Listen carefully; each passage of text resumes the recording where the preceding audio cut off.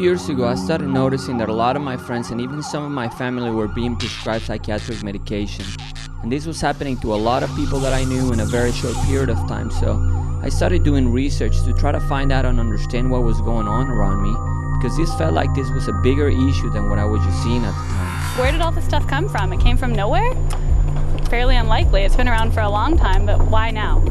There are now some 100,000 drug reps in the US, one for every 6 doctors. After 15 years in the industry, I felt like I had a moral obligation to come out and tell people what I had experienced, what I had seen, and what I had participated in the industry, because there were a number of things that I had identified and recognized as being dangerous to the American people at large. And one of those things was the consistent minimization of side effects that drug reps were taught to do.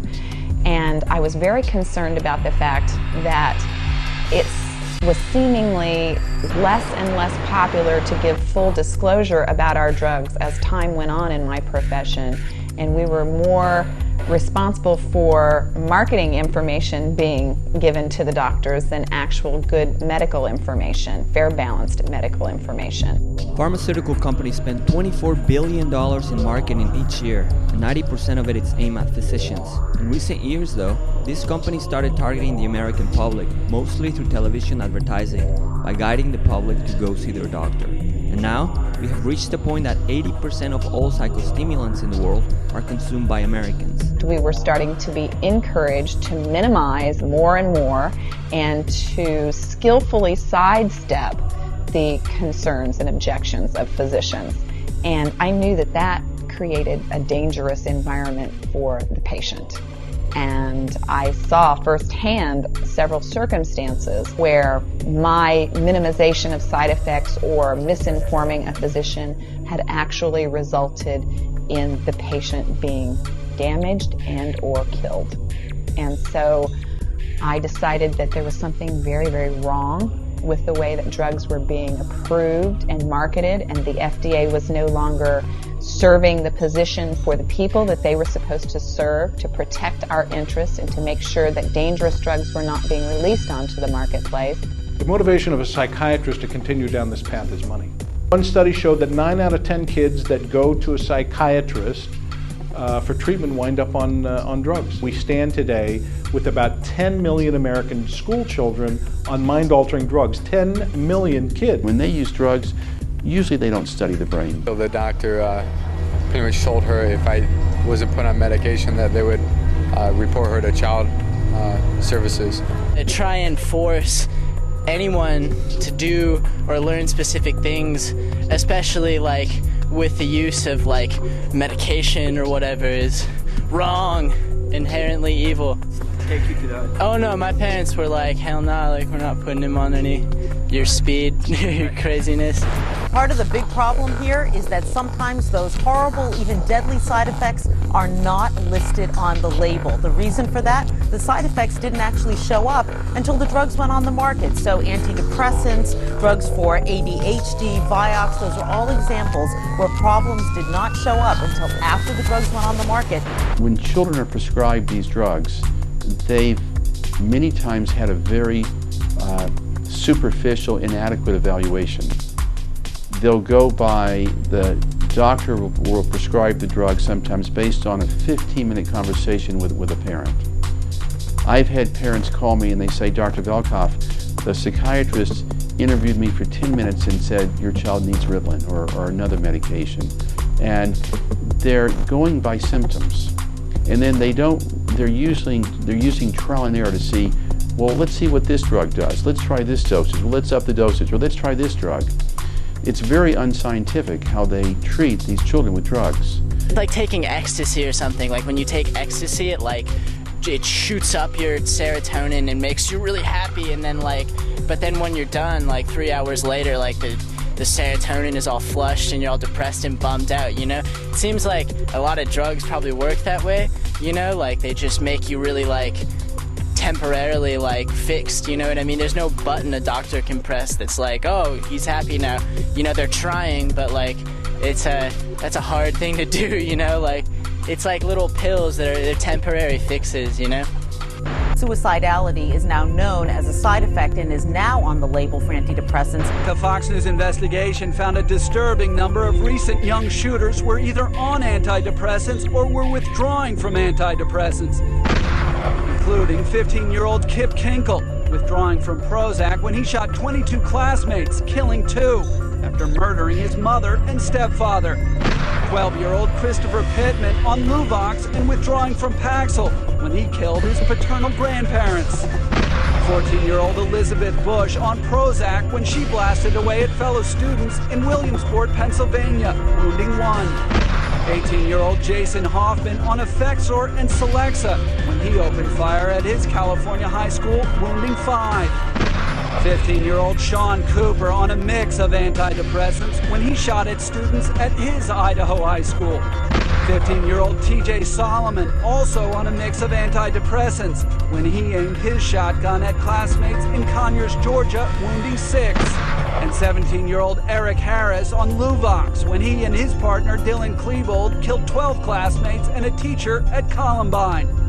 We don't know what drug Sung-Hee Cho was taking when he killed 32 people at Virginia Tech in 2007. We haven't yet discovered if Robert Hawkins was on antidepressants earlier this month when he killed 9 people, including himself, at an Omaha mall. But we do know both were treated for depression, which these days Bregan says almost always means drugs. I think a lot of depression, and I mean, I suppose it could go to a point where it could be uncurable by like natural methods, but I think a lot of depression is not necessarily something that, like an illness, like the flu or something, you know, it's not like a disease, it's just like people that are bummed out, you know what I mean? They really need a hug from their mom, you know what I mean, and not like a bunch of drugs.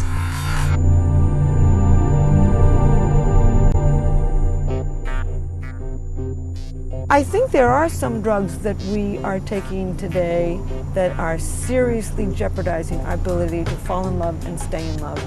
And one of them are these, what they call SSRIs, Prozac, Paxil, the drugs that boost serotonin in the brain. And I'm not advocating not taking those drugs. If you're going to kill yourself or kill somebody else, these are probably good drugs to take. But more and more people around the world are taking them long term, for years, after the depression is worn off. And we know, and doctors know too, that elevated activity of serotonin in the brain, which is what these drugs do, suppress the dopamine system. And it's not, doesn't even take logic to realize that if you're suppressing this dopamine system, you're jeopardizing your ability to fall in love and to stay in love. If someone was on stimulant drugs in childhood that affects their heart while their cardiovascular system is still developing, is that affecting their heart? Is it making them more at risk for heart disease when they're older? We don't know. We do know if you give stimulant drugs to children and adolescents, it makes them more prone to self-medicating when they're older, particularly when they're 20s, they're more likely to abuse cocaine or methamphetamine.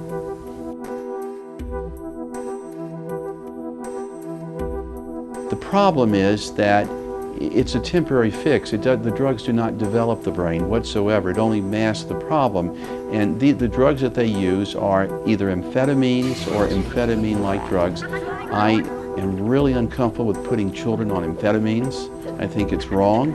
Unless the child is out of control physically or could hurt himself or others, I do not recommend medicating children with these drugs. These are powerful drugs. They can stunt the growth rate, and now it's shown that they don't work long term. There was a study just released recently that the drugs produce no long-term benefit, but they do cause damage. They can stunt your growth rate, they can affect appetite, they cause emotional mood swings when the drugs wear off. In some kids it affects their cardiovascular system. And I think it's really very unfortunate that so many children are medicated for this disorder. When I started this project, my main intention was to be objective in my research, since I believe that there are some cases that prescription medication can help alleviate the symptoms of these debilitating conditions. The problem I have discovered is that these powerful drugs are being recklessly prescribed and consumed without considering the harmful long-term side effects or the withdrawal symptoms that come from these drugs, that is creating lifelong drug addicts. It is clear to me that capitalism and irresponsibility of some is changing the trust that we had once towards the medical field. Now it is up to us, the recipients of all these medications, to find out all the facts of what it is exactly that is being prescribed to us. Suicidal thoughts? That is on a label of a medicine that's supposed to do the opposite. They are feeding amphetamines to 8 million American children. That's the population of New York City. I'm sorry, but that doesn't make any sense to me. I'm not a scientist, not a doctor, nor I belong to any religious organization. I'm just a common man that is seeing this hidden issue hurting and destroying innocent lives. And I'm just making a statement about it because I believe that is wrong. I understand that these debilitating conditions are not just gonna go away. People are hurting, I know that. So for 3 years I searched for other alternatives in nutrition, exercise, and technology. And through my research I found a new non-invasive therapy that is showing the highest results in helping people overcome these conditions without the use of drugs, neuro and biofeedback. There's more to helping patients than just putting them on a medication. You can learn to get that part of the brain re-regulated normally again through neurofeedback, which is really self-learning with 21st century technology. If you've ever had a psychology course, it's basic operant conditioning with 21st century technology. So with our treatment here, we pinpoint the most important area of the brain that is abnormal in the brain mapping. We put an electrode, a sensor, over that area of the brain. It's non-invasive, and it records the child or the adult's brain waves. It doesn't do anything to them, it just records. And they see their brain waves on a computer screen. And let's say 1 out of 10 seconds they're producing a healthy, normal brain wave. But 1 out of 10 seconds is inconsequential. Their brain is underperforming. But if they could see that 1 out of 10 seconds on the screen, they will notice a different feeling during that 1 second. They'll try to capture and recreate and control that feeling. And every half second they control that brainwave, they earn a point on the screen. So we said, let's see how many points you can earn in the next 30 minutes. And what happens very rapidly is the brain very rapidly learns the response. And they'll start producing that feeling 2 out of 10 seconds, 3 out of 10 seconds, 4 or 5, etc. So they get to like 8 or 9 out of 10 seconds. Well, for that to happen, the brain has to change. And the thermostat in the brain has to re-regulate how it's working. And because it's a self-generated, internally learned response, it produces long-term change. Whereas the drugs can't produce long-term change because there's no learning involved. It's just a temporary drug effect. In medicine, you always want to use the most effective, safest treatment first. Do no harm before you go on to treatments that carry more risk.